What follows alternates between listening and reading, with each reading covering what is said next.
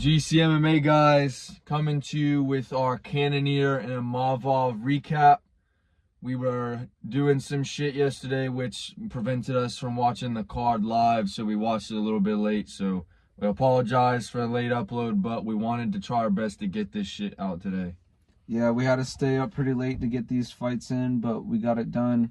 And guys, parlay hits for GCMMA once again. I put $200 on the 2 locks we gave out for this week, and both locks hit, and they finished their opponent in the first round. So what more can we say, boys? Like, yeah, we don't hit parlays, but locks that we give out, they tend to hit. So stay tuned for that. I also had another parlay that I'm about to throw up right now. One guy fucking went rogue on this. Like, we'll get to that later, but I almost had 2 parlays hit, but you can't win them all. So yeah, boys, before we get into this video, just obviously want to show some appreciation for everyone who supports us and is like leaving the likes and interacting and stuff like that. We just want to make a habit of damn near every video just saying, like, guys, to the people who do fuck with us and who watch us, we appreciate you guys. We hope you had a good time this weekend. You made some money too. I went through and looked, and yeah, we definitely did not do the best on the picks this week in terms of an overall percentage. But like, the thing about this stuff is, even when you don't have the most amount of them right, when you bet on the right shit and you're more confident, like we could go 5 for 10, which we damn near did last night, and still end up making money. And like, don't think we're trying to cap to you guys about, oh, well, these parlays that we bet on that didn't hit, we're just not going to tell them about that. It's like, guys, we're not here to sell you anything. We're not trying to make ourselves look like any better, like we're undefeated when it comes to the parlays and shit. Like, we're just trying to show you guys, you know, it's realistic to be a fan of MMA and make a little bit of money on the side, even if you're not 100% perfect prediction rate. yeah. And we're not going to stop.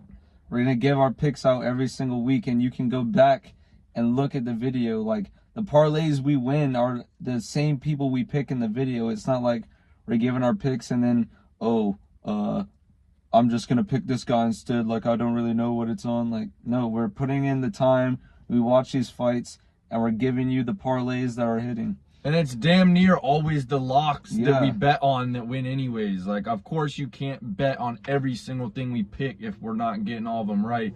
But guys, when we're saying they're locks, they're damn near locks. Yeah, they're not locks. They're damn near locks. But first fight on this card was a women's fight. You know how that goes. And then Taylor Lapilus versus Cody Stamann. We picked this one wrong. Taylor Lapilus won the decision. We got a little bit ahead of ourselves for going with Cody Stamann here, guys. I'm not going to lie. And, you know, when we do get things wrong, there are going to be times when we're a lot more flamboyant with our protests of certain shit. But, guys, we can admit when we were wrong. Yeah. And people are saying this wasn't a good underdog pick. And, you know, it obviously wasn't. But what you guys have to understand is that damn near everybody was picking Taylor Lapilus, and we don't ever want to be the type of people to where we're seeing what other people are picking and we're saying, oh, the MMA guru or this person thinks Taylor Lapilus is going to win. Like, we're not just here to copy what other people are picking. We're telling you guys who we really think is going to win, and because we're trying to be authentic with this shit. We're not just trying to be copycats of what other people are thinking and making a reason for it. We picked Stamann. We gave our reason. He lost, but I still damn near stand by what we said in the first one. Like, yeah, congrats to Taylor Lapilus. He got the W. He showed that he has good takedown defense. He can keep the fight at range and stuff. But, I mean, to be honest, I still won't be picking that guy in his next matchup. Yeah, I don't think so either, bro. Yeah, the French bias got a little ahead with the French bias, but you know, it is what it is. On in the next fight, another women's fight. After that, it was Daniel Marcos versus John Castaneda. Daniel Marcos, he had solid striking. That was a pretty good fight in my opinion. Like, nice striking fight, but Daniel Marcos ended up having the edge over John Castaneda on the feet, and he won the decision. Yeah, guys, I think that Daniel Marcos, he's going to be pretty interesting in that division. It's like a striking-rich division down there at 135. And, you know, John Castaneda didn't do too bad. We didn't really talk shit about him before the fight. We gave him his credit. Like, he's still a pretty decent fighter, but, I mean, Marcos was just way crisper on the feet, and that's really what it came down to. Yeah. Next up was Brad Katona versus Jesse Butler. And we are no fans of Brad Katona, I'll say that, but we knew that Jesse Butler was not winning this fight. And Brad Katona won by decision and did exactly what we thought he would do. It's like we couldn't have wrote that any better. He grabbed the leg in the beginning, held him down for damn near the rest of the fight. It was really boring. I was talking to my friend's uncle and like listening to him with one ear and watching the fight with the other. It was like such a boring fight. I'm not a Brad Katona fan. I mean, good for him in his career that he's able to put together a second win in the UFC as the Ultimate Fighter winner. And yeah, I don't really give a fuck what's next for him. Let's go on to the next fight. But before we go on to the next fight, I just want to say, like, the prelims kind of let us down, boys, because we were at a party with other people and like who don't really watch the UFC. So they're like, it was on the TV and they just saw decision, and then unfortunately we couldn't stay long enough to go to the main card with them, which all the fucking crazy knockouts and stuff happened. But it is what it is. On to the next fight, Carlos Prates got versus Chuck Buff, the only finish of the prelims. It was a sad sight, boys. Boys, we did give Prates his credit before the fight. Said on paper he was better. He's knocking everybody out. But we went with our heart and went Chuck Buff. And, you know, I wasn't very worried for him until probably the last minute of that fight. I started to see, okay, Prates is starting to get his shit going. Yeah. And, you know, he's starting to connect. So Chuck Buff, like, still a fan of him. I don't think he's rogue for losing that. Prates is definitely just going to be something in that division, and he was the better fighter that night, but I still want to see who they put Chuck Buff against next. Yeah, I mean, Carlos Prates was doing damage on the feet, and it just caught up to Chuck Buff really fast, and he was feeling it, and then eventually he ate that brutal knee to the gut, and he just couldn't do anything after that. The last fight of the prelims was Ludovic Klein versus Thiago Moises. Another prediction that we got right, boys.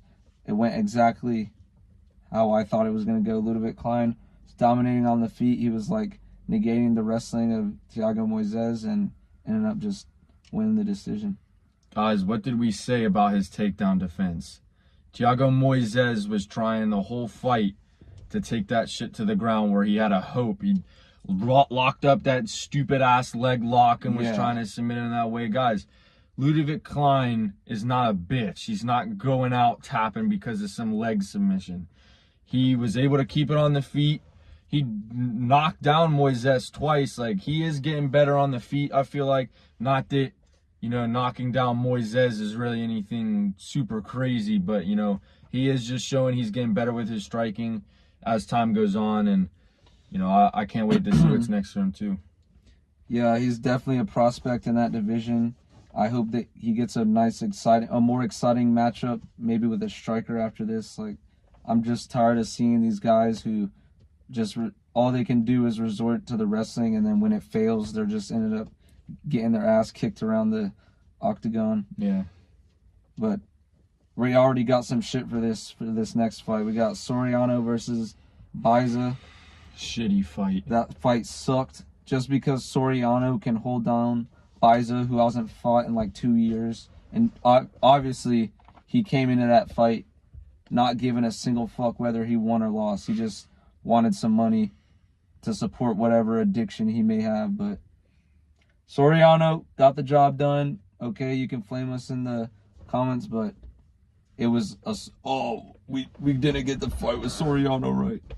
Guys, fuck them both, to be honest. Yeah, that doesn't mean Soriano. That doesn't mean any of the stuff we said about Soriano was wrong. Like, he still got submitted by Dustin Stoltzfus, and he still sucks. On to the next fight. Zach Reese annihilated Julian Marquez. Guys, this Julian Marquez was like a last week busting tables at Topgolf. He should not have been in that octagon at all. He should have been worried about like collecting the balls out on the court or out on the field, wherever the fuck. And bringing someone a refill. Yeah. Guys, put the picture up of him, bro, because people might not know what we're talking about. This fight did not even last 20 seconds. I was trying to say Zach Reese getting finished by Cody Brundage was a terrible look, but it was a fluke. Like, how many times does that happen, and how many times is it going to happen again? I'm really excited for Zach Reese and to see what he can do in that division. He proved, I mean, he got a good knockout, but do we know how good his hands really are because he knocked out someone with a chin like Marquez? Like, we won't know till his next fight, but he's explosive. We already saw he's got grappling, and now we see that he's got some explosiveness to his game. So, yeah, let's see who's next for him. Honestly, bro, if Zach Reese had to step in with Shara Bullet on the Whitaker and Chimaev card, and he had to run that shit might be a good fight. No, I think they got some random Arabic guy making his debut to fill in against Shara Bullet. Just like Ikram Alaskarov, which we're definitely going to get on this next week. Because who the fuck did they match him up against? Yeah, I didn't even see that matchup on my bookie. Like, even they know that like that shit's too on that. But next fight, Bruno Ferreira with the nice spinning elbow KO of Dustin Stoltzfus. Guys, I really do fuck with Bruno Ferreira. Yeah. I like, he came in and, you know, on your debut when you're knocking out Gregory Rodriguez, it's already like a pretty good sign. I like how he's staying active too also. Like he's been fighting like every couple months it seems like, and he's been damn near getting highlights each time. Taking no damage each time, so like he's going into these fights 100%. He does need to work on his cardio a little bit, because I do feel like if that fight kept going longer and longer, it was going to start to favor Stoltzfus, because, like, you know, Bruno Ferreira was just breathing a little bit heavy, to be honest with you. Stoltzfus put the pace on in the very beginning. He knew that was his ticket to victory. Yeah, he knew that he needed to gas him out and then start taking him down, but unfortunately he could not survive. He could not survive the fucking spinning shit from Bruno Ferreira. Like, I did not see that coming. Yeah, I did not see that coming. Let alone Dustin Stoltzfus. Guys, Raul Rojas Jr. and Ricky Tercios. We tried to pick against him. He showed us that we were wrong. You know, I can't discredit that win. You know, I could say shit about the guy from Alaska in his first fight. Like, I did believe that Ricky Tercios was the better fighter before the fight, and Raul Rojas Jr. didn't take him to some shitty decision. Like, he got that shit done, and, you know, big props to Raul Rojas Jr. He's probably never going to be my favorite fighter, but I can still give credit where credit is due, and he definitely deserves that. That was a funny moment, though, in the beginning of that fight when Ricky Tercios was pissed off as soon as the fight started. Like, he smacked his hand away and then he kicked him in the leg. I really thought he was about to run some shit, but unfortunately... Nah, he just looks like a dick. Yeah, he just looks kind of like an idiot now, but... What was after that? Oh, the co-main event. Oh my god, guys. Of course, when I bet on a guy who's got knocked out 4 times, when I bet on him to lose, he, of course, knocks out Dustin Jacoby in the first round. Shout out to Dominic Reyes. Like, I hope he somehow makes a comeback. But, fuck, he had to decide to do it when I had a parlay on the line. But I don't know what Dustin Jacoby was running in there, to be honest. Guys, like, I just want to say, as fucked as it was that, you know, Jacoby lost, there was a part of me last night who did, like, genuinely feel happy for Dominic Reyes, because you could see how excited and shit he was when he won that. Because, like, guys, you know, as much shit as we will talk about these fighters, when you put yourselves in the shoes of Dominic Reyes and you can start to have like some sort of human empathy for him, you think about how it's been 4 years since he's won, and he's going to the gym and all these training camps and shit just to get knocked out. He's going into this fight really thinking like, is this going to be like, am I going to be Tony Ferguson, or do I still have this shit? And I don't think that knockout he got was a fluke, or that it was stopped early or anything. Like, Dominic Reyes showed up and he was ready to throw some fucking heat. Yeah, Dustin Jacoby thought he had him hurt, and when he was backing him up against the fence, Dominic Reyes just fucking punched him right in the face and rocked Dustin Jacoby. Like, that was a good knockout, a good moment. And I'm already seeing stuff online about people saying that Dominic Reyes run to the title. Yeah, run on the title. I mean, if he does that, that will be like the craziest story in UFC history. But like, that's kind of looking like a fairy tale right now. Once upon a time, they said. Earth 2 or some shit. Yeah. But guys, on to the main event. Cannonier versus Imavov. I don't even want to toot my own horn too much between the two of us that I picked Imavov, because as much as I did think he was going to win that fight, what the fuck was that stoppage?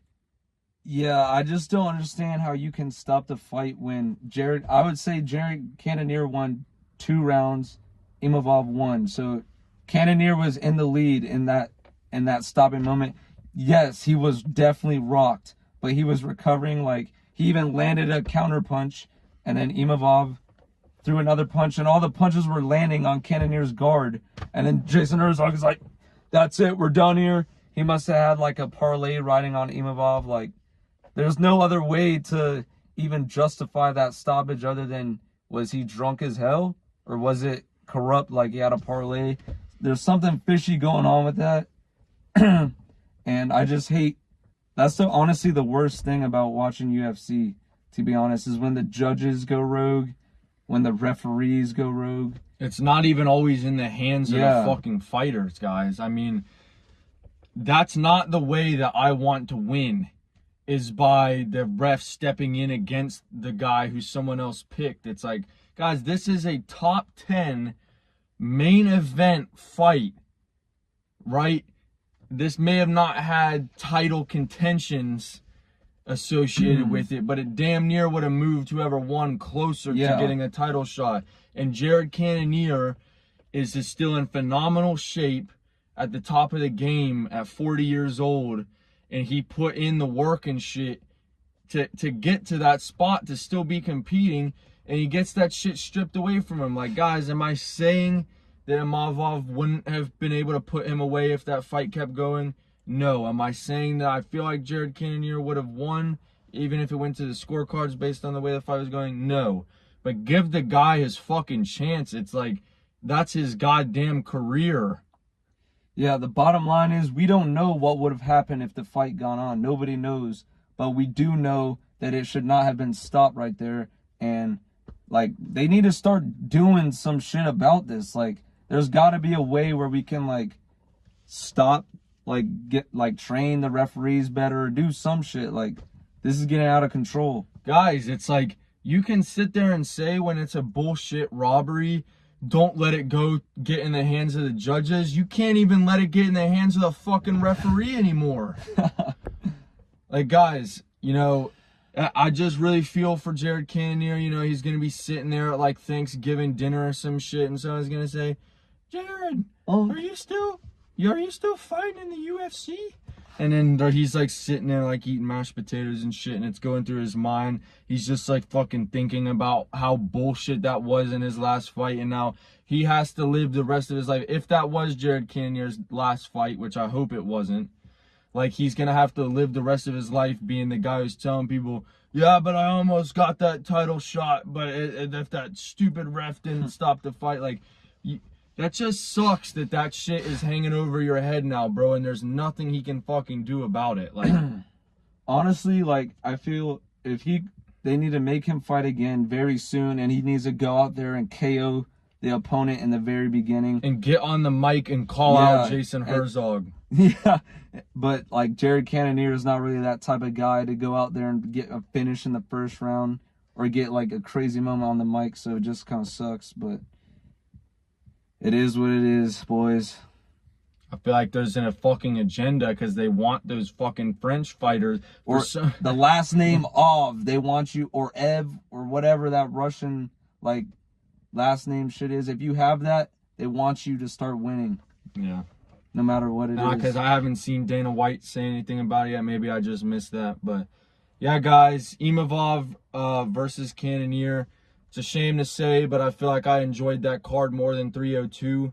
And we got more shit right on 302. Like, they need to keep doing these fights that are in the arena with the fight night main events, because I feel like that type of shit is really given more of a, you know, motivation behind doing crazy shit, because it's not just some, like, that person's mom in the Apex yelling and shit from the stands. Like, you got a bunch of people like, oh shit. Yeah, and those exciting moments, like, the crowd pushes you more to go for the finish instead of like, oh wait, I don't want to go in here, he might rock me. No, when the whole crowd is like, yeah, like, you have to go in there and get the finish. But please, no more Apex cards. I know they said they're gonna stop, but I already am pretty done with them, to be honest. Put a screeching halt to those fucking things. But yeah, guys, that was it for this recap. We don't even know what the fuck we're gonna do for Tatsuro Taira versus Alex Perez next weekend. We'll figure some shit out, of course. But yeah, guys, if you watched the whole video, once again, just want to say we appreciate you guys for checking our shit out and, you know, giving us some time out of your week and showing some support, boys. Yeah, I mean, GCMMA, we're here every week dropping predictions, reacting to stuff, and just, like, being ourselves on camera. So thank y'all for the support in the comments, and we'll see you in the next video. GCMMA out.